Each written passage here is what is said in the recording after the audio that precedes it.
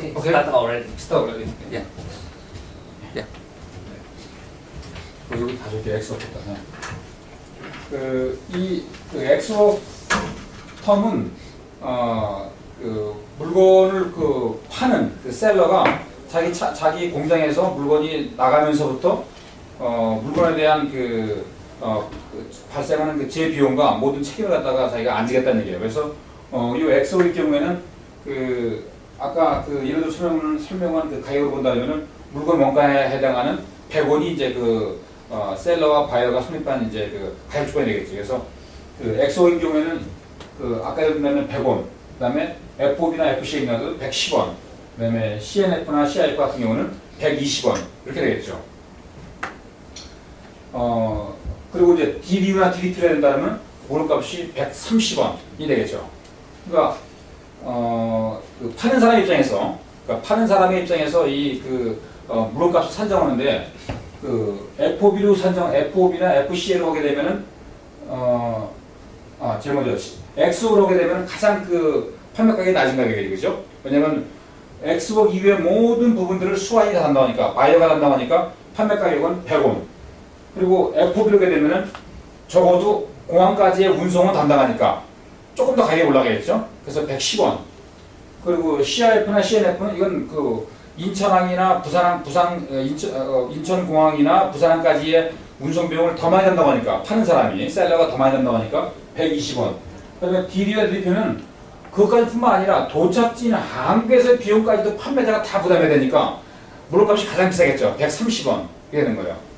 그래서 요것은 셀러와 바이어 간의 만든 가격 조건인데, 그래서 여기까지 설명했고, 그다음에 엑스워크를 보게 되면은 엑스워크는 공장에서 물건이 떠나면서부터 판매자인 화주, 송화인은 아무 책임 안 지니까 당연히 수화인인 컨사인이가 부담하고, 그다음에 또 마찬가지로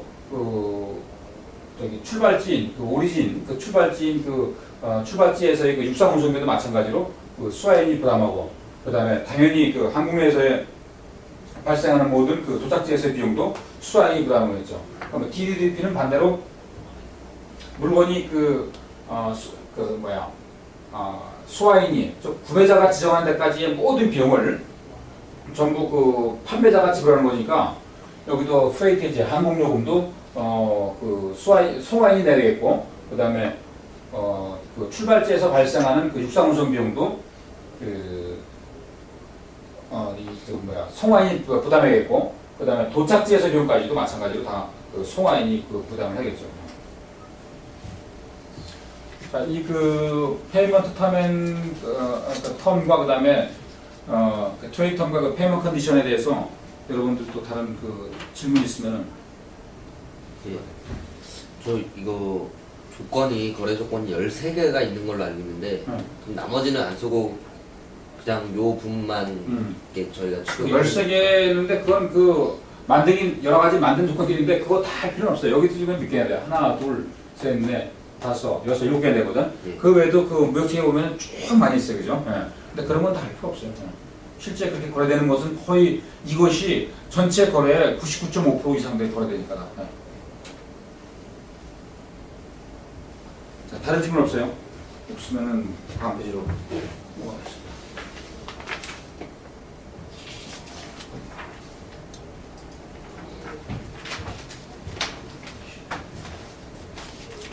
자, 이쪽은 이제 우리가 본격적으로 이제 항공화물 쪽에 들어왔는데, 지금 시간부터 이제 항공화물 중심으로 요 전 시간까지 전체 물리 전반에 관한 것도 하다 보니까 항공, 선박 다 섞어서 했는데, 지금부터는 이제 오늘 오후 시간까지는 항공화물을 중심으로 모든 진행되는 플로어에 대해서, 진행 과정에 대해서 같이 공부하도록 하겠습니다.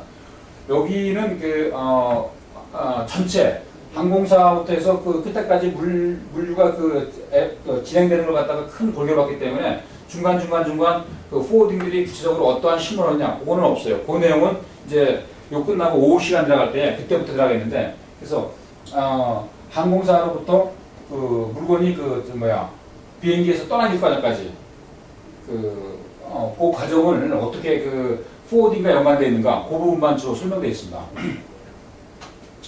그래서 먼저 그 항공사와 그 물류회사, 이게 그 카고 세일즈 에이전트는 바로 그 포워더를 말하는 건데, 물류회사를 말하는 건데, 물류회사가 이제 그 서로 그 에이전트, 대전 계약을 맺어야 되겠죠. 그러니까 항공사의 그 스페이스와 가격을 우리가 받아서 실화제한테 팔겠습니다. 라는 이제 그런 그 카고 세일즈 에이전트 컨트롤을 맺습니다. 그 맺어서 포워딩이라는 계약을 맺은 다음에 그러면 이제 물건이 그런 계약을 한 이후에 이제 계약에 따라서 그 포워다는 실화적으로부터 그런 이제 물건을 이제 받을 수가 있는 거죠. 그리고 자기가 받은 물건을 그래서 포워다는 그거에 따라서 이제 그런 이제 세일즈 액티비티 영업 활동을 하고 그다음에 영업 활동을 하고 그다음에 영업 활동에 따라서 이제 뭐 그 화물이 생기거나 그러면 카고를 픽업하고 트래킹해서 트래킹 하는데 이런 일을 하는데 이렇게 하고 해서 항공사로부터 우리가 그 항공사의 그 마스터 에어웨이를 그 이 스타트를 받아야 되겠고 그 BL을 이제 그 브랭크 BL 갖다가 이렇게 수령해야 된다는 얘기죠. 그다음에 또 항공사의 스케줄, 항공사의 가격 조건 이런 모든 걸 이제 항공사가 받아야 되는 겁니다. 그리고 이런 걸 가지고 이제 그 물류회사가 이제 그 세일즈 활동을 하고 그 세일즈 활동의 결과로서 이제 물건이 준비가 되면은 세일즈 활동의 결과로서 이제 물건을 확보해 갖고서 그 물건을 창고에 갖고 오게 되면은 그때 이제 그 물류회사는 항공사에다가 그 스페이스 부킹을 하고 그리고 스페이스 부킹을 한 다음에 그 스페이스 부킹이 컨펌이 되면은 이제 그 포워다의 그 하우스 에비를 타이핑하고 그러고 나서 물건을 이제 그 통관을 해서 통관을 마치면은 이 물론 이제 통관은 이런 그 커스 브로커가 하기도 하고 또 이렇게 외주 주기도 하고 또 자체적으로 하기도 하죠. 그래서 통관을 마치게 되면 이제 그 공항에 있는 항공사로 물건을 넘기는데 이때 물건을 넘길 때는 여기서 발행한 BL 그 파우치와 그다음에 카고를 같이 에어라인을 넘기는 거예요. 그래서 이게 이제 그 출발 쪽에서 본 항공사와 그 포워다의 그 물류회사의 관계를 이제 설명해 준 것이고 여기서 이제 오후 시간부터는 이 부분에 대해서만 그 포워다가 어떻게 그 구체적으로 그 매 단계마다 일을 진행해야 하는가 그걸 업무 순서를 갖다가 정확하게 그 설명하도록 했어요. 오늘 오전까지의 수업은 여기서 끝마치고 이제 점심 식사하고 오후에 또 같이 수업하도록 하겠습니다.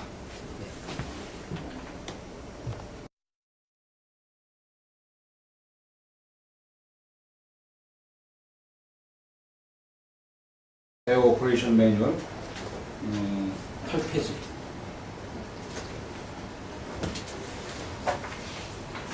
레코딩 되고 있나? 네, 되어 있습니다.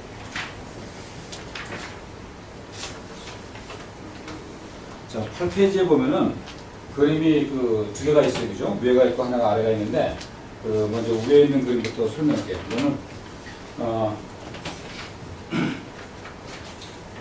그러니까 이쪽이 이제 그 오리진 쪽이니까 출발지 쪽이고 이쪽이 그 도착지 쪽이고 이쪽이 항공으로 또는 선박으로 운송되는 구간이야.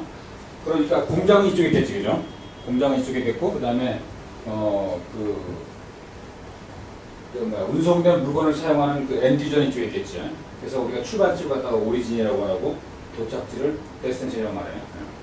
그래서 과정은 이렇게 이제 공장에서 물건을 이제 공장 쪽에 이제 화주, 그 슈퍼, 송화인이 있을 것이고 공장 쪽에 있는 공장이라든가 또는 화주가 가지고 있는 그 창고에서 트럭을 이제 물건으로 이제 빼서 그 이쪽에 그 포워딩 쪽이야 물류회사의 창고나 또는 물류회사의 이제 사무실에다가 물건을 집어넣은 다음에 여기서 그 통관한단 말이지.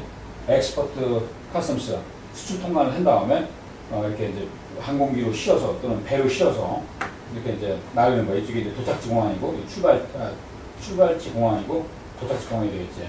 그러면은 인천이나 부산에 물건이 도착하면은 여기서 그 데스티네이션 도착지에 서비스가 이루어지는데 제일 먼저 물건이 도착한 다음에는 물건이 이제 이런 바운드 웨어하우스 그 도착지에 있는 그 보세 창고 바운드 웨어하우스를 한국말로는 보세 창고라고 해요. 그 보세 창고에다가 물건을 집어넣으면은 이제 이런 그 임포트 커스텀스 수입 통관을 해서 이게 그 커스텀스는 그 세관이라는 얘기니까 이제 수입 통관을 해서 이렇게 트럭으로 해서 이 컨사인 수화인이지 그 물건을 받는 수화인의 그 창고나 수화인이 지정하는 데까지 딜리버리하는 게 이게 그 전 과정이에요. 이게 그 오전에 설명했던 내용과도 같이 결부되는 그런 정과가 되었어요. 그럼 이 과정에서 이 부분 여기에 그 출발지에 있는 그 물류회사와 그다음에 이 도착지에 있는 그 물류회사 그까지 그 관계 중에서 특히 그 출발지에서 있는 주로 이게 수출업무니까 코차나의 그 해외점들이 하고 있는 그 역할에 대해서 그 아래에 있는 그 플로우 차트가 쭉 나와 있는데 이 핸들링 프로시저를 갖다가 다시 그 자세히 설명 좀 하도록 하겠어요.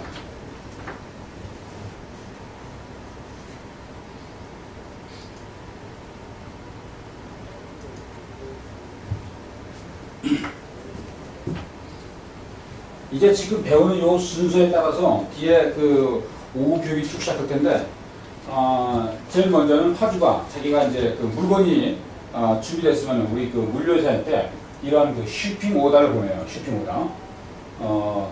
쉬퍼로부터의 쉬핑 리퀘스트가 있죠. 쉬핑 리퀘스트 폼을 보내면 그 쉬핑 리퀘스트 폼에 바탕을 두고서 물류회사가 항공사를 컨택해서 항공사에다가 스페이스를 그 화물을 실을 스페이스를 공간을 갖다가 레저베이션 그 예약을 하겠죠. 스페이스를 예약하고 그리고 예약한 다음에 그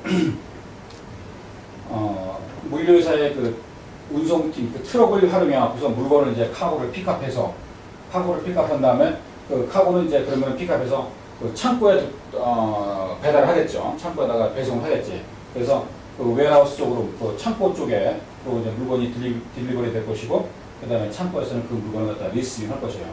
그래서 이제 그 창고에 물건이 들어오면 창고에 대한 것다 그 수치, 그 사이즈, 크기 이걸 그 메저먼트를 다 잰 다음에 그 내용에 따라서 이제 그 하우스 에어빌 또는 마스터 에어빌 갖다 우리가 발행을 해요.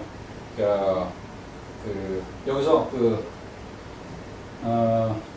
항공화물을 갖다가 운송장이라고 말하고 그다음에 선박화물은 그것을 선하증권이라고 해요. 선박화물은 내릴 것인데 선박화물에서는 그 선하증권이라고 말하고 그다음에 항공화물에서 그걸 갖다가 운송장이라고 말해요. 운송장. 그래서 여기 그 하우스 에어웨이빌은 HAWB라고 쓴 것은 하우스 에어웨이빌 이란 말이에요. 그다음에 마스터 에어웨이빌 그걸 이제 이슈 발행을 한단 말이죠. 이 발행할 때는 우리가 갖고 있는 그 포워딩 그 소프트웨어인 이 로직 박스를 이용해서 이걸 발행하게 됐어요. 그런 다음에 창고에서 이제 BL 발행한 다음에 이 물건들을 팔레타이제이션 한단 말이죠. 물건을 이 팔레트란 것은 우리 카페트 비슷하게 원래 의미는 이렇게 이 깔판 이런 뜻이에요. 그 항공사에다가 물건을 실을 때는 그냥 이 박스가 오면은 박스대로 그냥 실는 것이 아니고 그 항공사에 사용하는 그 기재가 있어요. 이런 그 유니트가 있단 말이지. 그 유니트 갖다가 우리가 팔레트라고 말하는데 그 팔레트에다가 물건을 갖다가 얹어갖고서 이렇게 빌드업을 해. 그 고소한 좀 받치 그지? 창고에 사는 거. 그래서 물건을 갖다가 빌드업해서 그 물건을 공항으로 옮기면은 공항에 비행기 실 때는 이렇게 떠서 싣는 거예요. 여러분들이 공항에 가면 가끔씩 그 비행기 타려고 기다리기 전에 그 비행기 옆에 무슨 박스들 막 짐 싸고들 나와 있잖아요, 그죠? 다 그게 그런 팔레트들이에요. 그래서 비행기에는 이제 내가 이따 마지막 마지막에 다음 시간 5교시에 설명하겠지만은 이 비행기는 이 바디가 이 좁은 바디가 있어요. 그러니까 이 비행기가 좁은 게 있고 우리가 비행기 타게 되면은 왜 그 줄이 한 여기서까지 다 합해서 4줄 되는 거 그다음에 6줄짜리 이런 거 있죠, 그죠? 이런 거 갖다가 좁은 비행기 갖다가 네로 바디라 네로가 좁다는 뜻이잖아요, 그죠? 네로 바디, NARROW, 네로 바디. 그래서 바디는 이 몸이잖아요, 그죠? 이 바디가 좁은 네로 바디가 있고, 그다음에 보잉 스타스처럼 큰 비행기들 이런 걸 갖다가 와이드 바디라고 해요. 넓다, 그죠? 와이드 바디. 이런 네로 바디에는 물건을 팔레트를 사용할 수가 없어요. 팔레트를 쓸 수가 없어.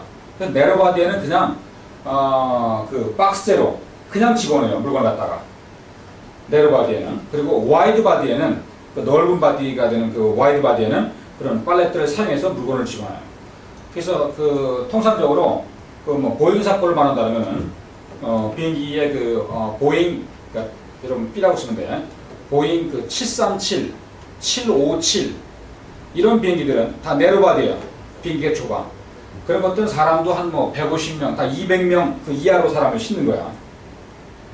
그래서 이런 좁은 비행기에다가 물건을 싣을 때는 이 팔렛들 안 쓰고 그냥 그 물건 있는 그대로 박스대로 또는 그 스키드라가 그렇게 각져갖고 네모판 돼 있는데 그런 거는 그대로 그냥 그 집어넣고 그 다음에 그 저기 와이드 바디에 뭐가 있냐면은 767 보잉 767 그 다음에 보잉 747 에어버스 300 에어버스 330 이런 비행기들은 다 넓은 비행기들이에요.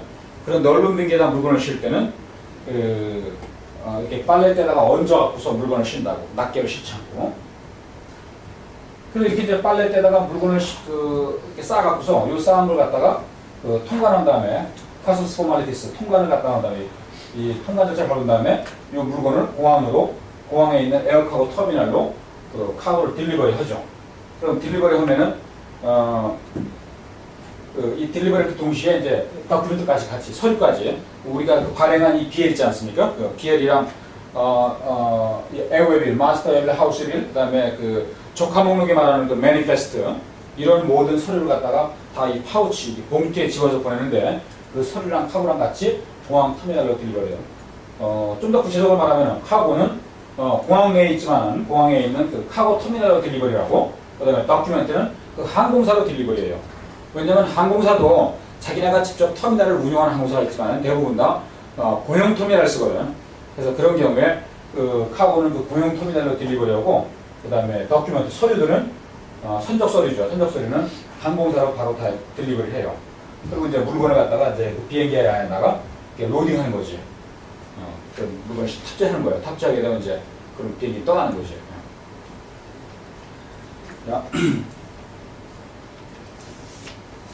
자, 그럼 지금까지 설명한 이 핸들링 프로세스를 갖다가 위에서부터 하나하나 구체적으로 각 항목, 요 각 단계마다 우리가 어떠한 점을 신경 써야 되는지, 그 관심을 기울이고 또 체크해야 되는지, 그 내용들 갖다가 설명하도록 하겠어요. 이게 이제 그 다음 페이지 시작됩니다.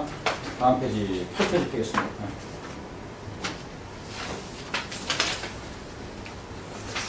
자, 이제 8페이지부터는, 판에 화이트보드에다 써서 하는 거지 보니까 이걸 끄도록 하겠습니다.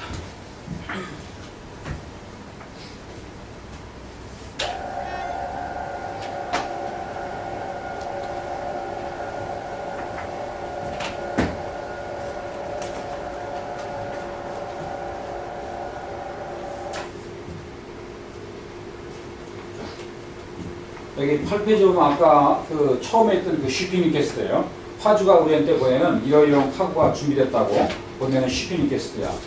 이러한 그 쉬핑 리퀘스트를 받게 되면은 이때 그 사무실에 있는 그 오퍼레이션, 그 업무팀에 있는 업무팀 사람들은 그 실제로 그 PL을 작성하고 이러한 그 업무를 하는 사람이지. 그런 그 물류 업무팀에 있는 사람들은 이 물건에 그 내용들을 갖다가 정확히 파악해야 되는데 첫 번째로 파악해야 될 내용들이 데스티네이션이 어디냐, 도착지가 어디 갔느냐.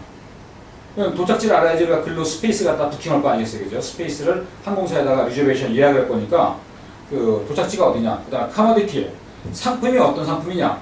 왜냐면 상품에 따라서 이것이 그 위험물인지, 그 dangerous goods인지, 아니면 non-dangerous goods인지, 또는 뭐 깨지기 쉬운 그런 프레저럴 카고인지, 또는 그런 카고가 아닌지, non-fragile 카고인지, 또는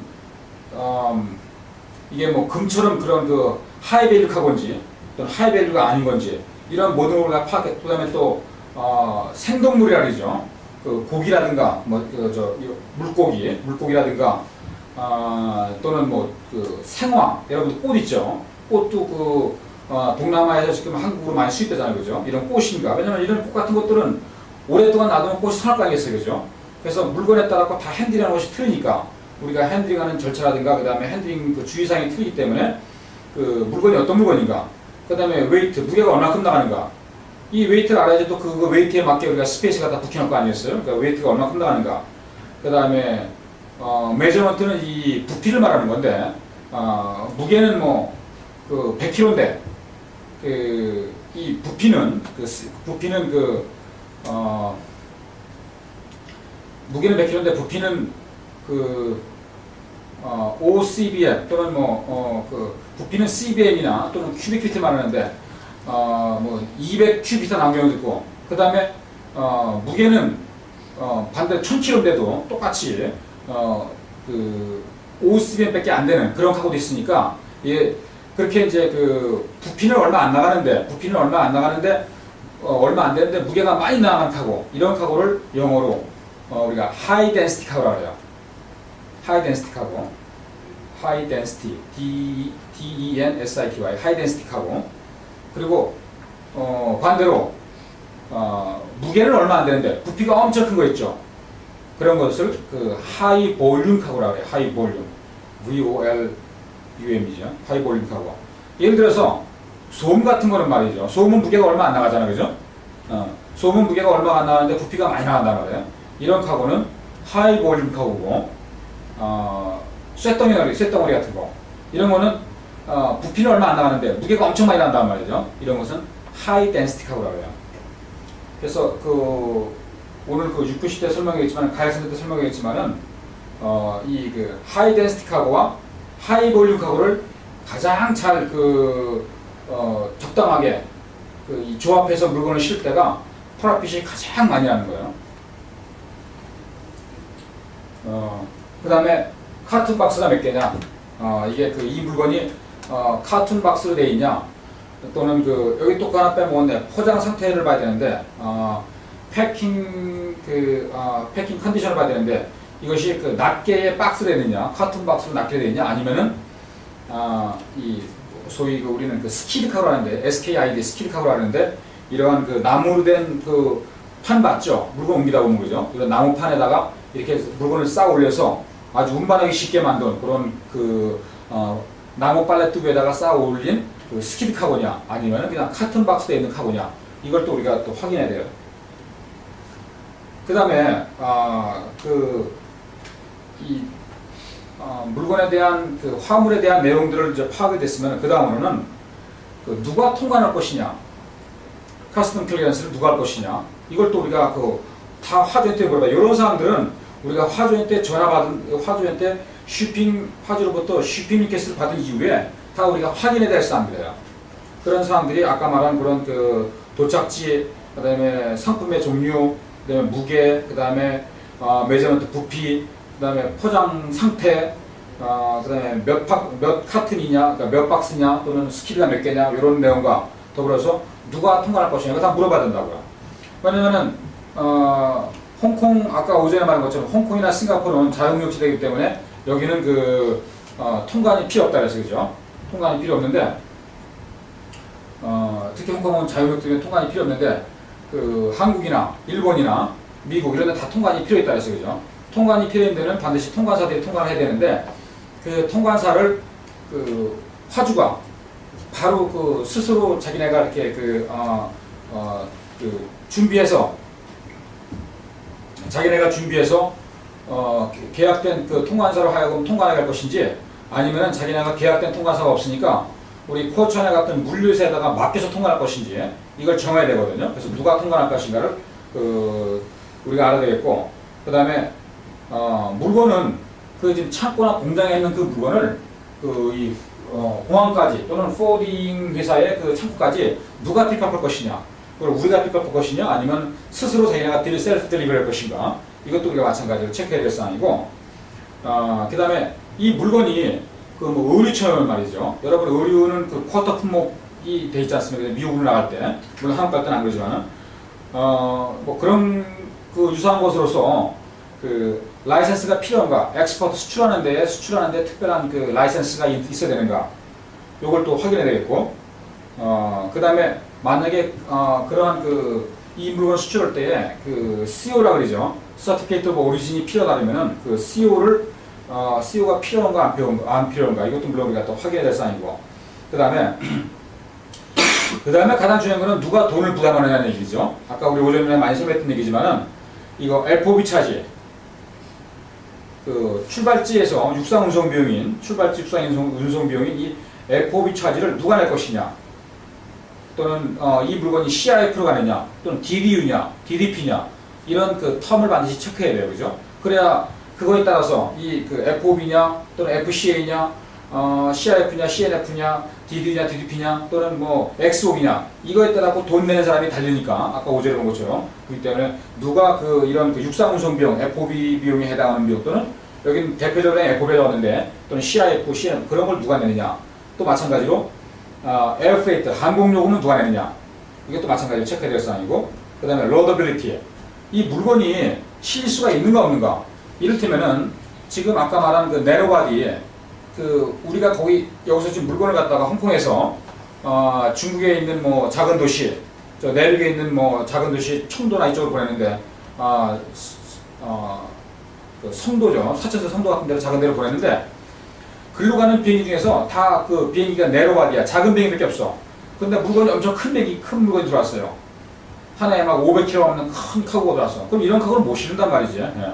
그래서 우리가 이 지금 받은 물건이 실릴 수 있는가 없는가 이걸 또 확인해야 되니까 로더빌리티 갖다가 또 체크해야 되고, 그 다음에 화주로부터 이 카고에 대한, 이 화물에 대한 스페셜 핸들링 리퀘스트가 있는가 없는가.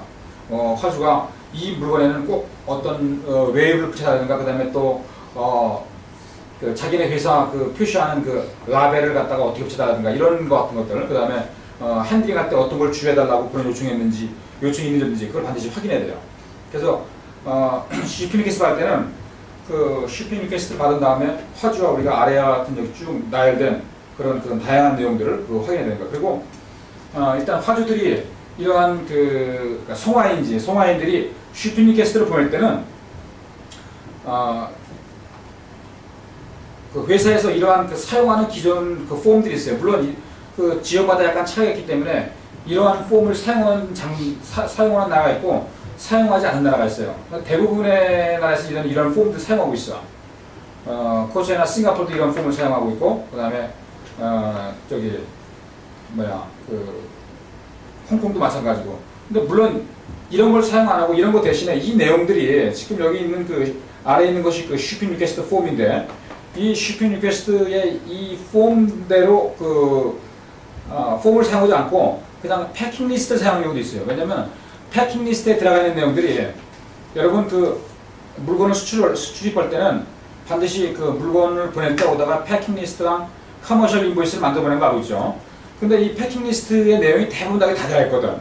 그래서 어느 지역에서는 이런 포워딩과 물류회사와 화주 사이에 이와 같은 shipping order 폼을 shipping 리퀘스트를 사용하지 않고 그냥 패킹 리스트로 대체하는 경우가 있어요. 자, 우리 잠시 한번 여기 붙어 있는 shipping request 또는 shippers instruction이라는데 SI라고 하는데 그걸 한번 살펴보도록 하자고요. 맨 위에 있는 칸이 그것이 그게 보면 여기 잘 인쇄가 안 돼서 안 보이는데 보면 shippers name and address예요. 그래서 shipper name이 누구냐, 여기는 보니까 켈리, 프리시전 이렇게 되는 것 같은데, 인더스트리얼. 그래서 이렇게 물건을 보내는 사람의 화주의 주소를 쓰게 돼 있고, 그 아래에 이렇게 코리아 익스체인지 뱅크 이런 식으로 은행 이름이 나왔으면 이거는 LC에 의한 카고라는 얘기예요. 이 컨사이닝은 원래 여러분 오전에 설명한 것처럼 시라드가 들어간 거잖아요. 이 송화이냐. 사실은 이 은행은 말이지, 정확히 말하면 은행은 이 물건을 가져가야 될 수화인이 아니잖아요. 그죠? 그러나 LC가 오픈되게 되면 반드시 이 컨사이닝 쪽에다가 은행을 써줘야 돼요. 왜 그런가 하면은 아까 오전에 설명한 것처럼 서류가 다 은행으로 넘어간단 말이죠. 그죠? 그러면은 바이어가 돈을 내고 은행 가서 서류 찾아오잖아요. 그죠? 그렇기 때문에 우리가 선적할 때에 물건의 주인은 실제 물건을 사용할 수화인이 아니고 은행으로 집어넣어줘야 돼요. 그러니까 서류상에는 은행이 물건의 주인이 되는 거야. 그러면 이제 실제 물건을 사는 사람은 누구냐? 노티파이 파티 집어넣어요. 여기 보니까 무슨 동양 동양 인스트루먼트 이렇게 돼 있는데 이 동양 인스트루먼트라는 데가 동양 기전 같은데 이렇게 보니까 여기가 이제 이 물건을 산 사람이죠. 그래서 이 사람한테는 notify는 통지란 말이잖아요, 그죠? 이 사람한테 통지만 해줘라. 그러면 이 통지를 받으면 이 사람이 서류상에 수화인으로 되어 있는 서류상에 컨사인으로 되어 있는 코리아 익스체인지뱅크 한국 외환은행에 가서 자기가 물건 대금을 지불하고 이 선적서를 오리지널 갖다 받아오는 거예요. 그래갖고 이제 물건을 찾아가는 거지. 그리고 거기 보면은 또 아래 보면은 거기 마스터벨라 하우스나 이런 걸 쓰게 되는데 이건 이제 선적하는 사람은 그걸 모르니까 그거는 우리가 카는 데 있지만 쓸 수가 없죠. 그다음에 여기 인천 에어포트가 된 것처럼 도착지 한 공항이 어디냐 그걸 쓰게 돼 있고 그다음에 그 아래 보면 예스냐 노냐고 돼 있는데 요거는 에어라인 카운터 스위치라고 해서 물건이 반드시 실려 있는가 안 실려 있는가에 대해서 에어라인에서 카운터 스위치 해달라는 건데 요거는 큰 필요 없겠어요. 그리고 그 아래다가 이렇게 shipping 마크를 집어넣고 동양 밑에 코리아 들어가 있고 그다음에 여러 가지 피오 남바 쪽 들어가 있잖아요, 그죠? 그런 식으로 shipping 마크를 집어넣게 돼 있고 그다음에 이제 또 몇 카튼 그다음에 23카튼에 그다음에 이게 분명한 스위치 그다음에 그 아래 쭉 보면 LC 넘버 다 있죠, 그죠? LC 넘버 M06 L5 L5403 22000096 이런 식으로 그런 내용들을 쭉 들어가게 됐어요. 그래서 오퍼레이션에 있는 사람들은 반드시 이 서류 받게 되면 이런 내용들을 다 좀 확인해 봐야 되는 거야. 그리고 옆에 그로스 웨이트가 얼마냐, 그 다음에 메저먼트가 얼마냐, 여기 1스림 돼 있죠. 이런 내용들. 그 다음에 여기도 보면 맨 끝에 아래 보면은 중국의 한자말로 써 있는데 화물은 민티엔 내일이에요. 내일 보내겠다. 그래서 창고에까지 보내겠다라고 되어 있어요. 그런 식으로 화주들의 스페셜한 핸들링 내용들 요걸 갖다가 이렇게 슈퍼랑 통화하면서 송화인이랑 통화하면서 쉬핑 리퀘스트에다가 이렇게 적어놓으면 되겠습니다. 자, 이쪽에 쉬핑 리퀘스트를 받아서 이 내용을 확인하는 부분까지 여러분들 궁금한 거 있으면 질문해 바랍니다. shipping 리퀘스트이기 때문에 오프닝 뱅크만 기재가 되고 리시빙 뱅크는 상관없는 겁니까?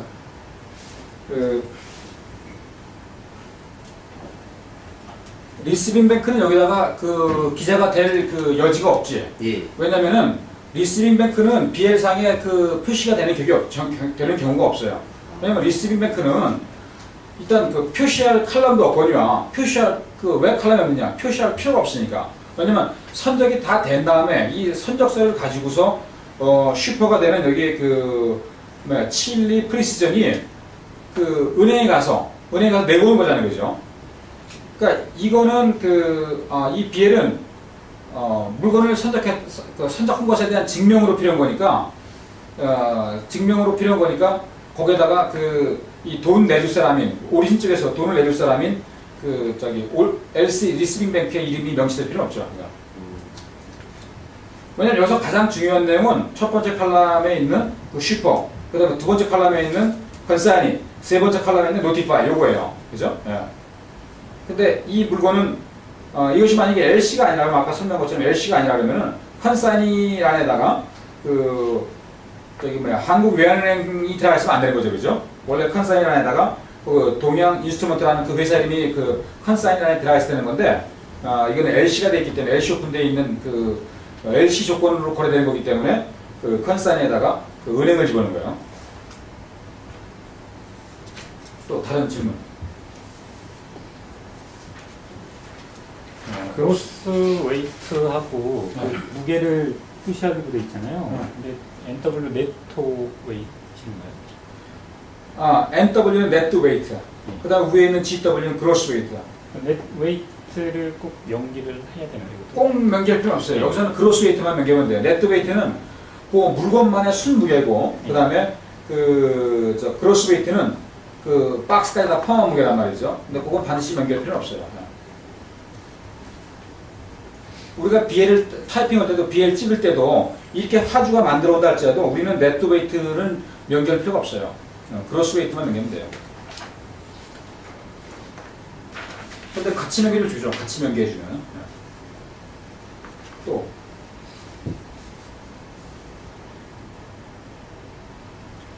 자, 다 이해가 됐으면 그 다음으로 우리가 카고에 대한 그 예약, 부킹을 받게 되면은 그 다음으로 이제 그 카고 스페이스를 항공사에다가 그 레저베이션 예약을 해야 될 거 아니겠어요, 그죠? 그러니까 아까 파악한 그 내용에 따라서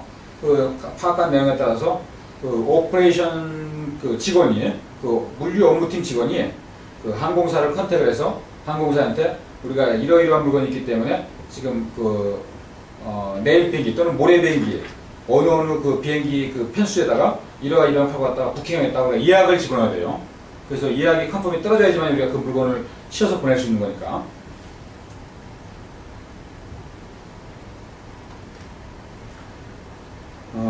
그래서 참고로 한 가지는 우리가 항공사와 연간 계약이 돼 있으면은 항공사와 연간 계약이 돼서 우리가 직접적으로 항공사에다가 물건을 시켜야 되면은 예를 들어 코치아나 홍콩 지점처럼 대한항공 또는 CX 이런 쪽으로 연간 계약이 돼 있으면은 그냥 계약된 요금이 있으니까 그냥 물건 바로 보내면 돼요. 스페이스만 컨펌이 되면 바로 보내면 돼. 그런데 우리가 모든 항공사랑 다 계약할 수 없잖아요, 그죠? 이를테면 코치아나 홍콩 지점 같은 경우도 미국 가는 거라든가 미주 가는 거, 그 다음에 한국 들어가는 거 또는 몇 군데 이런 데 좀 계약이 돼 있지만은 저기 유럽의 런던 가는 거라든가 그 다음에 남미에 있는 어느 도시에 가는 거 이런 것들은 우리가 항공사랑 계약이 안 돼 있거든요. 그래서 계약이 안 돼 있으면은 우리가 다른 계약되어 있는 아까 오전에 말한 도매물류상을 찾아야 돼요. 그래서 도매물류상을 찾아서 그쪽으로 계약을 해야 된단 말이에요. 우리가 다이렉트로 직접적으로 항공사에 예약을 못 집어넣죠, 그런 경우죠. 그런 경우는 다른 물류회사를 통해서 도매물류하는 데를 통해서 예약을 집어넣어야 되겠는데 그때는 예약하기 전에 반드시 가격을 물어봐야겠죠. 이거 킬로그램당 얼마에 하는지, 얼마에 우리가 선적을 할 수 있는지. 그래서 가격을 반드시 확인하고서 부킹을 집어넣는 얘기죠. 예약을 해버렸는데 그쪽에서 나중에 터무니없이 높은 가격을 갖다 부게 되면은 그건 낭패 아니겠습니까, 그죠? 그런 일이 없도록 하기 위해서 연간 계약되어 있는 그런 항공사를 이용할 때는 아무 문제가 없지만은 우리가 연간 계약이 안 됐기 때문에 다른 도매물류 회사를 통해서 예약할 때는 반드시 매 건마다 그런 선적 가격을 갖다가 항공요금을 우리가 매번 확인하고서 예약을 해야 됩니다. 그리고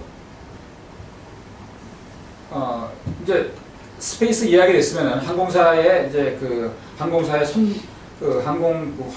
화물을 실을 스페이스에 예약이 됐으면은 그 다음으로는 이제 물건이 우리가 이제 픽업을 해서 창고에 딜리버리가 될 텐데 이때 창고에서 물건을 받을 때에 대한 것이 여기 3번에 있는 억셉턴스 오브 카고예요. 그래서 물건을 창고에서 받을 때에 어떤 내용 같은 것들을 우리가 확인해야 되는가. 창고에서 물건을 받을 때 반드시 요 아래에 있는 물건의 카튼 외부가 여기 있죠. 데미지 오브 아우터 카튼. 그러니까 카튼의 외부 형태가 데미지되어 있는가, 손상되어 있는가. 그 다음에 디펙트 물건이 파손되어 있거나 문제되어 있든가 또는 디스크레펀시 실제 선적 서류에는 그러니까 shipping 리퀘스트에는 45카튼이라고 했는데 우리한테 배달된 물건은 44카튼이라든가 또 하나가 더 많다든가 이런 식으로 수량이 일치 안 되는 것 이런 부분들을 다 체크해야 돼요. 그리고 마찬가지로 창고에서 물건이 들어오게 되면은 배달된 물건에 대해서 배송된 물건에 대해서 그로스 웨이트, 그 다음에 볼륨 매트릭 웨이트죠. 그러니까 그로스 웨이트는 우리가 저울로 잰 무게가 그로스 웨이트입니다.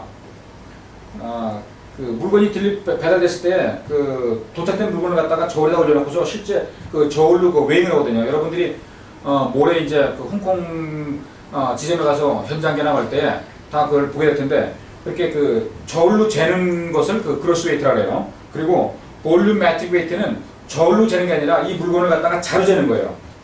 이 자로 잰 다음에 자로 잰 물건의 크기 가지고 이제 이 부피가 날 거 아니겠어요, 그죠? 그러면 이 부피를 또 무게로 환산하는 공식이 있어요.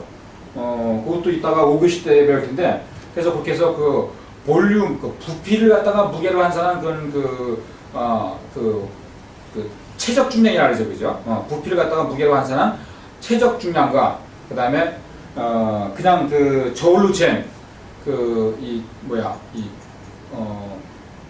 저울로 잰 무게, 그 두 무게 갖다가 전부 다 알아야 됩니다. 그래서 저울로 잰 무게 갖다가 그로스 웨이트라고 하고, 그 자료 재서 그 체적을 갖다가 환산한 거 갖다가 볼륨매틱 웨이트라고 합니다. 볼륨매틱 웨이트라고 합니다. 그래서 이렇게 그 최적 중량, 그 볼륨매틱 웨이트를 알려면은 물건의 그 다이멘션, 이 사이즈를 알아야겠죠. 이 다이멘션 제가 되어 있고, 그 다음에 그 shipping 마크 표시되어 있는 거, 이게 다 확인해야 됩니다. 이런 것들을 잘 체크하지 않으면은 바로 위에 있는 그런 사고가 생기는 거예요. 어떤 거냐면은 wrong available issue. 이런 내용들을 제대로 체크가 안 되면은 그 BL 발행을 잘못할 수가 있어요. 카튼 넘버가 실제로는 물건 딜리버리된 물건 박스 수가, 카튼 수가 44박스인데 shipping 리퀘스트에는 45박스 써 있으면은 이런 내용이 체크가 안 되면은 그냥 업무팀에 있는 사람들은, 오퍼레이션 하는 직원들은 우리한테 팩스로 보내온 shipping 리퀘스트만 보고서 45박스라고 표시할 수 있거든요. 그런 실수가 생길 수 있다는 얘기죠. 그 다음에 또 레이블링, 각 박스마다 전부 다 하우스 웨빌 레이블 갖다 붙여야 되고, 마스터 레이블 갖다 붙여야 되는데, 레이블링 할 때도 마찬가지로 그런 미스테이크가 생길 수 있고, 그 다음에 또 패킹 상태를 제대로 체크하지 않으면 아까 말한 것 같은 그런 나중에 문제가 문제를 또 우리가 떠날 수 있단 말이죠. 그래서 그런 모든 것들다가 제대로 다 체크해야 되겠습니다.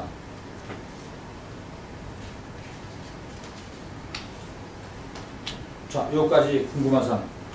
조금 더 추가하게 되면은, 그래서 물건을 이렇게 받게 되면은, 창고에서는 원래 물건을 받게 되면 물건을 받은 거에 대한 화물을 받은 거에 대한 기록을 남겨야 될 거 아니겠어요, 그죠? 화물을 받은 거에 대한 기록이 그 다음 페이지에 있는 10페이지에 있는 샘플 오브 카고 리스트입니다. 이건 지금 현재 코차이나 홍콩쯤에서 사용하는 샘플인데, 물류회사들은 각기 자기네만의 다 고유한 포맷이 있어요. 다 이런 것들은 다 이제 컴퓨터로 프린트되는 거니까, 컴퓨터로 발행되는 것이니까, 각 회사마다 고유한 포맷이 있는데, 이 형태의 포맷은 코차나 홍콩집에서 사용하고 있는 거예요. 근데 형태는 다르다 할지라도 그 안에 들어가는 내용은 똑같아야 돼요. 그 안에 들어가는 내용들은. 그래서 그 안에 들어가는 가장 중요한 내용들은 여기 있는 다이멘션이에요. L자는 랭스, 기록지, 길이. 그 다음에 W는 width, 이 폭이죠. 그 다음에 H는 height, 높이. 그래서 이 물건의 볼륨, 체적이 높이는 얼마큼 되고, 그 다음에 폭은 얼마큼 되고, 길이는 얼마큼 되는가. 그리고 거기 옆에 써 있는 QTY는 quantity, 수량이 몇 개느냐. 그래서 이렇게 길이, 폭, 높이를 높이 곱하기 수량을 하게 되면은 CBM, 볼륨이 나오겠죠, 그죠? 예. 근데 그 아래 내용들은 이렇게 계산해 나온 것이 그로스 웨이트를 얼마 되고, 그 다음에 볼륨 웨이트를 얼마큼 되느냐. 이 물건도 보면은 지금 내용이 이렇게 돼 있죠. 아래 보면은 16카튼이 딜리버리 됐는데, 옆에 보면 셀프 딜리버리 돼 있잖아, 그죠? 거기다 N이라고 했으니까 노란 얘기거든요. 그러니까 셀프 딜리버리, 화주가 직접 딜리버리 한 것이 아니고 코차이나가 그러니까 픽업했다는 얘기죠, 그죠? 네, 코차이나에서 픽업했다는 얘기고, 그리고 그로스 웨이트는 366kg, 그 다음에 볼륨 웨이트는 396kg. 부피가 좀 더 많이 나가는 카고죠. 네. 이 부피와 무게가 동일한 카고 갖다가 1대1 카고라고 합니다. 근데 이건 1대1 카고가 아니라 부피가 좀 더 많이 나가는 카고죠. 그래서 총 CBM은 2.38 CBM. 그 다음에 물건을 받은 사람은 꽁이라고 됐죠. 이거 창고에 일하는 사람 중에서 꽁이라는 사람이 이 물건을 받았다. 받은 날짜, 몇 월 며칠을 받았다. 이런 내용들이 카고 리스트에 반드시 써 있어야 돼요. 그래서 나중에 물건이 파손되거나 문제 생기게 되면 이 카고 리스트가 중요한 자료가 되거든요. 이 중요한 자료를 보고서 물건이 언제 파손됐는가, 창고에서 받을 당시에 여기에 아무런 마킹이 없으면은 이것은 곧 우리가 아무 하자가 없는, 문제가 없는 그런 카고를 갖다 받았다는 얘기거든요. 그리고 그 이후에 파손됐으면은 그건 우리 책임이 아닌데 때로 물건이 그 이미 그 파손이 된 데도 불구하고서 창고에서 이런 거 갖다가 마킹을 안 해주게 되면은 그거는 결국 또 우리 쪽에 또 책임이 들어와요. 그래서 창고에서는 그 물건의 그 외관을 보면서 물건의 외관에 아무 외상이 없으면은 됐는데 만약에 외상이 있으면 여기다 카고 리스트에도 마킹을 해줘야 되고 또 화주한테 마찬가지로 또 연락을 해줘야 돼요. 화주한테 연락을 해서 지금 물건이 왔는데 여기 이런 문제가 있다, 데미지가 되겠다라고 그 화주한테 그 슈퍼한테 그 통보를 해줘야 됩니다.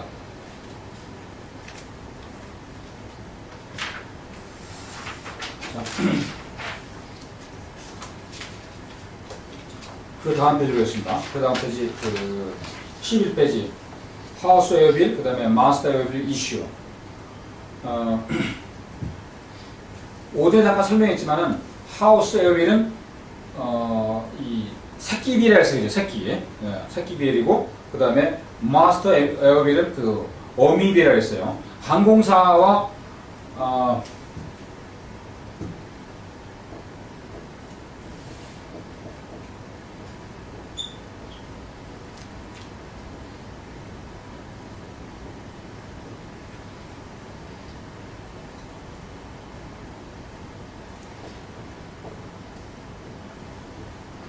이렇게 그 물류 운송의 가장 그 주체가 되는 항공사, 그 다음에 물류회사, 실화주 이 세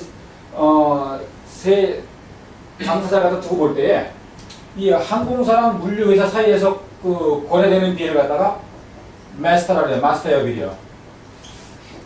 마스터 에어 웨이 빌 이렇게 말해요. 이게 이 마스터 에어빌은 항공사랑 물류회사 간에 거래하는 비예요. 예. 그리고 물류회사와 실화주 사이에서 거래되는 비는 하우스 에어빌이에요.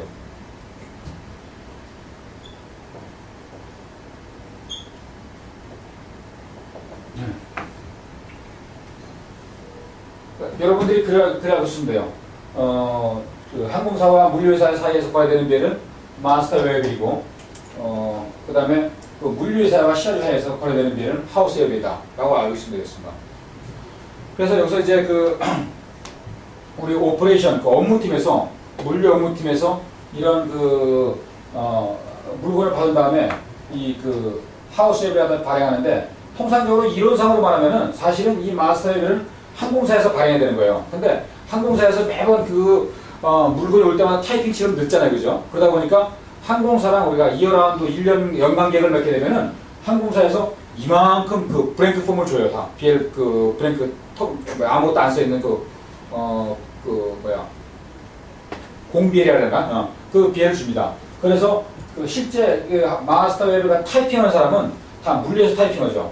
그러니까 이 하우스 웹이나 또는 마스터 웹이나 다 물리에서 타이핑하거든요. 근데 원칙적으로 그 이론적으로 따진다면은 이 마스터 웹은 사실 항공사가 타이핑해야 되는 거예요. 그러나 그렇게 되면은 그 일이 수절지 못하고 매끄럽지 못하니까 일을 좀 더 그 빠르고 그 부드럽게 하기 위해서 항공사에서는 포워딩을 믿고서 거다가 연간 계약을 했으니까 그 공비엘 아무것도 안 쓰는 브랭크 비엘을 넘겨주고, 그리고 물건이 있을 때마다 이 물류사에서 이 두 가지 비엘을 다 타이핑합니다.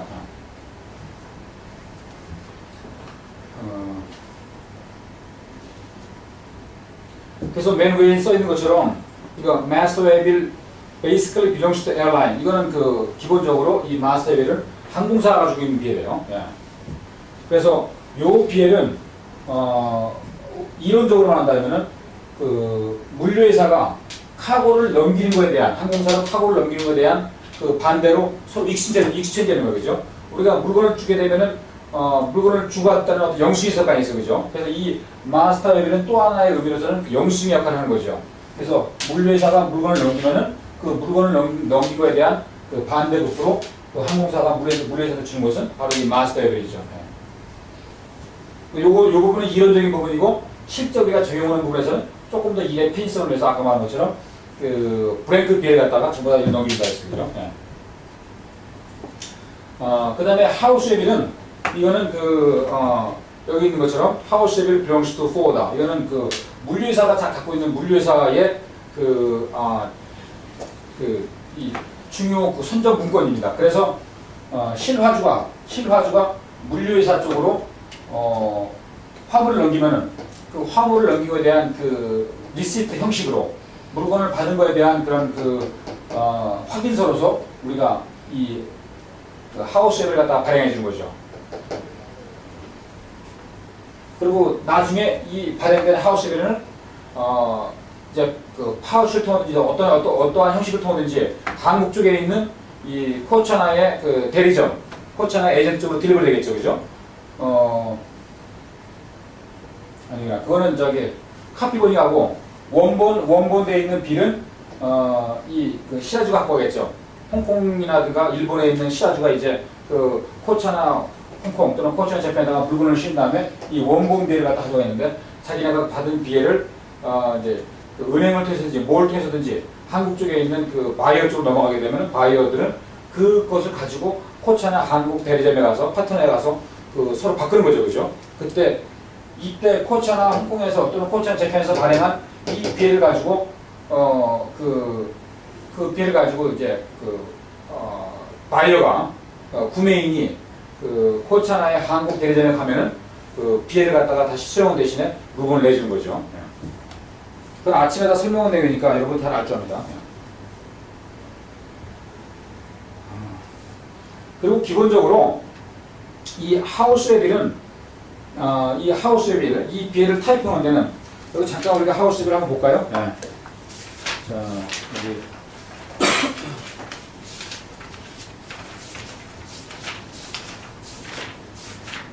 자, 23페이지 보시죠. 23페이지.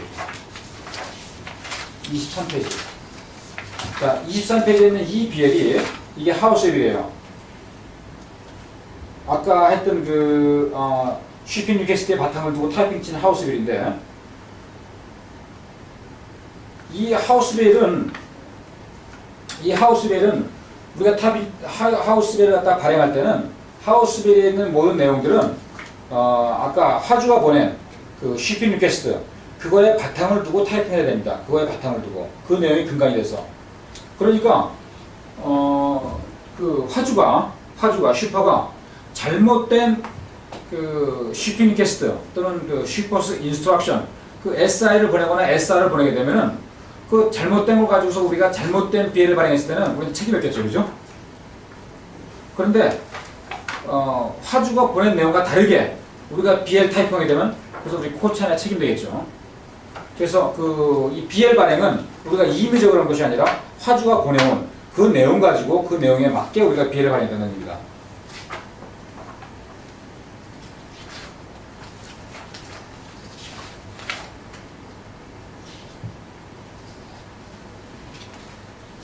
그런데 만약에 특히 이 화물이 지금 이 화물처럼 여기에 그 예우로 나오는 화물처럼 말이죠. 이렇게 LC 베이스로 되어 있는 LC 조건하에 있는 그런 화물인데 우리가 타이핑을 잘못 치게 되면은 어떠한 문제가 생기냐면은 반드시 어멘드를 해야 돼요. 왜냐면 글자 하나 틀리거나 이래도 이것이 은행에서 안 받아주거든요. 은행에서 이제 코차나 일본이나 코차나 홍콩에서 그 슈퍼스 인스트럭션 SI 갖다 받았는데 그 SI 내용과 다르게 우리가 BL을 쳤어요. 이때면 뭐 주소 같은 것도 마찬가지입니다. 여기 지금 이 다르게 치는 것에 대해서는 주소까지도 포함해서요. 뭐 주소, 컴마 정확히 쳐야 돼요. 그 SI랑. 근데 주소, 컴마 같은 거 하나 틀려갖고서 예를 들면 타이완인데 그 TAI로 안 쓰고 TEI로 태완이 썼단 말이죠. 그러면은 은행에 집어넣을 때 은행에서 그러면 이제 그 화주는 슈퍼는 우리가 발행한 BL을 가지고 이제 선적서를 꾸며갖고서 은행 가서 돈을 받을 거 아니겠어요, 그죠? 그래서 은행에서 이제 돈을 갖다 받으려고 그 슈퍼가 선적서와 BL을 갖다 집어넣었어요. 그러면 은행에서 이렇게 심사하는데 이게 내용이 틀리면 말이죠. LC 내용과 틀리거든요. 그 LC는 분명히 TAI로 되어 있는데 그 코차나 직원이 그 미스타이핑이 나고 TEI로 되어 있으면은 은행에서 돈을 안 줍니다, 은행에서. 그러면 다시 슈퍼는 그걸 가지고 우리 코차한테 와서 그냥 대충은 이게 아니에요. 반드시 코차에 다시 찍어갖고 체크방을 찍어야 돼요. 여기다가 코렉션 첩이라 그러죠. 예. 그 정정첩을 찍어야 되거든요. 그 정정첩을 찍어서 다시 이제 은행에 또 가야 되는 거예요. 그러면 화주 입장에서는 한 번 갖고 두 번 갔잖아요. 그죠? 누구 때문에? 우리 코치나 실수 때문에. 그럼 좋아하겠어요? 안 좋아하겠어요? 싫어하죠. 그런 일이 반복되면은 코치나 서비스 문제가 많다. 이런 글자 하나 똑바로 못 쓰냐. 이런 얘기가 나오겠죠. 그죠? 그래서 요거 에어벨 작성할 때는 우리가 그 SI, 그 슈퍼가 준 그 슈퍼 리퀘스트를 정확히 보고서 하나도 글자 하나까지 틀림없이 LC 조건에 될 경우에는 말이죠. LC 조건으로 되어 있는 화물 같은 경우는 글자 하나 틀림없이 우리가 그 타이핑을 잘 쳐야 됩니다.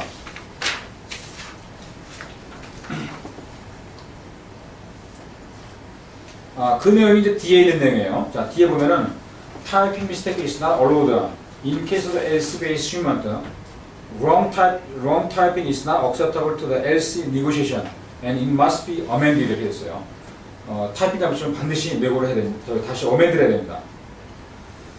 그래서 이 특히 어떤 상황들이 우리가 그 실수가 많이 생기냐면은 여러분들이 이거는 좀 그 참고를 하셔야 됩니다. 오퍼레이션에 있는 업무팀에서 그 타이핑 치는 사람들이 가장 실수 많이 하는 것이 슈퍼스 네임앤 어드레스예요. 특히 주소 또는 이름 같은 것도 마찬가지예요. 뭐 인더스트리스 또 인더스트리얼 뭐 이런 거 같은 거 끝에 이런 것들 그런 거 많이 실수를 하고 그 다음에 주소 같은 거 글자나 그 설자를 갖다가 뭐 A를 E를 쓰고 이런 것들 많고 그 다음에 반대로 또 컨사이니 쪽에 있는 그 컨사이니 이름과 주소를 또 잘못 쓰거나 잘못 타입하는 거 참 많습니다. 그 다음에는 이건 아주 중요한 내용인데 그 운송요금을 프리페이드 즉 프리페이드란 말은 그 출발지에서 내는 게 프리페이드예요. 출발지에서 화주가 내는 것을 프리페이드라고 선납이니까 그죠? 선납. 그러니까 요거는 한국말 고치면 운임 선납이 되겠죠. 운임 선납이냐 아니면 freight collector 운임 후불이냐 이거예요. 이걸 정확히 우리가 알아야겠죠. 그죠? 왜냐면 물건을 선적한 다음에 선적한 거에 대한 인보이스 즉 우리 쪽에서는 그거다 데빗노트라고 말해요. 데빗노트 청구한 다음에 청구서죠. 청구서를 만들어야 되는데 데빗노트를 만들어야 되는데 이 데빗노트에 물건이 화물요금이 선납이면은 그죠? 운임 선납이면은 물건을 실어 보내는 홍콩 쪽이나 일본 쪽에 있는 실화주한테 우리가 청구를 할 것이고 그죠?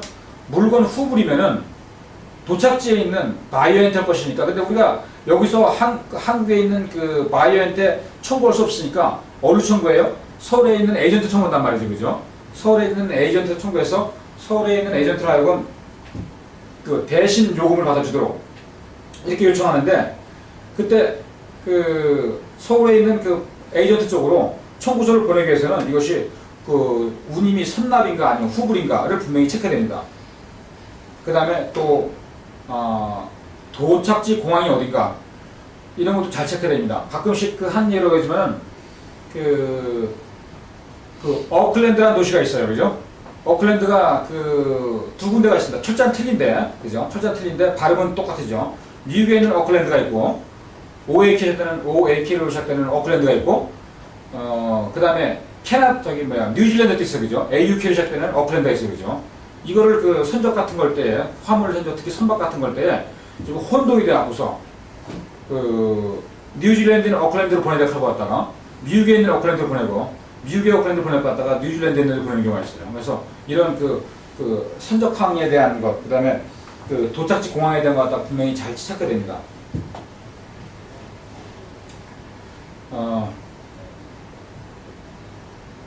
그 다음에 그 F에 있는 거, Shipper's address does not need to match with the city or country of departure airport. 이거는 이 참고사 여러분들이 꼭 알아두면 좋은 것인데, 그 BL을 작성할 때에 그 슈퍼의 주소 있지 않습니까? 슈퍼의 주소는 반드시 그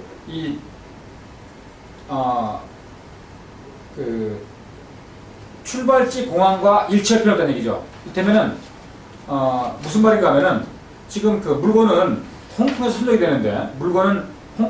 되는데 슈퍼는 홍콩에 있는 회사가 아닌 미국에 있는 회사라든가 또는 뭐 영국에 있는 회사 또 상관없어요. 그러니까 이런 경우가 있을 거 아니겠습니까? 미국에 있는 슈퍼가 그죠? 미국에 있는 슈퍼가 홍콩에서 어떤 물건을 자기네가 구매해서 구매한 물건을 갖다가 한국으로 팔 수가 있지 않습니까? 그죠? 이런 경우에 그 물건이 이제 상가그릇 진행되는데 이때 우리 홍콩에서 물건을 갖다가 보낼 거니까 비엘상의 디파처 에어포트는 홍콩 에어포트 아닙니까, 그죠? 그렇지만은 그 슈퍼에는 홍콩에 있는 회사가 아닌 그 원래 화주는 미국에 있는 사람이죠, 그죠? 미국에 있는 그 회사가 들어갈 수가 있어요.